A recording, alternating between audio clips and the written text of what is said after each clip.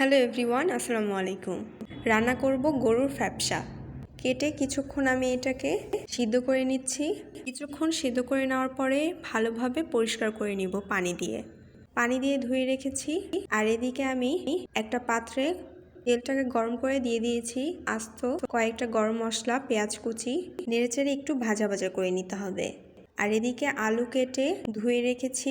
পেঁয়াজটা যখন হালকা একটু ভাজা ভাজা হয়ে আসবে তখন দিয়ে দিতে হবে কিছুটা পরিমাণের পানি। মশলা দেওয়ার আগে অবশ্যই পানিটা দিয়ে নেবেন, এতে করে পেঁয়াজটা আর পুড়ে যাবে না।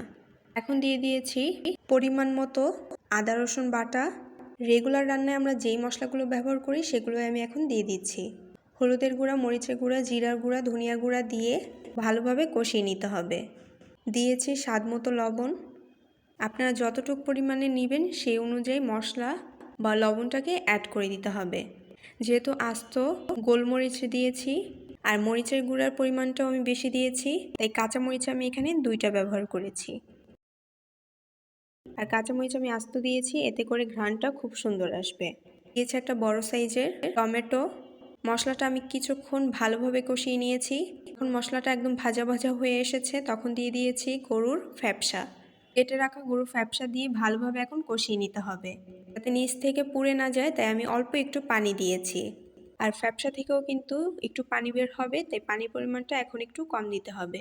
দেখেন কিছু পরিমাণে কিন্তু পানি বের হয়ে গিয়েছে। এই পানি দিয়ে আমি ভালোভাবে এখন কষিয়ে নিব। এই রান্নাটা যত কষিয়ে রান্না করবেন খেতে খুবই ভালো লাগবে। ভালোভাবে কষানো হয়ে গিয়েছে, এখন আমি দিয়ে দিয়েছি বেশ কিছু পরিমাণের পানি। পরিমাণ মতো পানি দিয়ে এখন দিয়ে দিতে হবে আলু।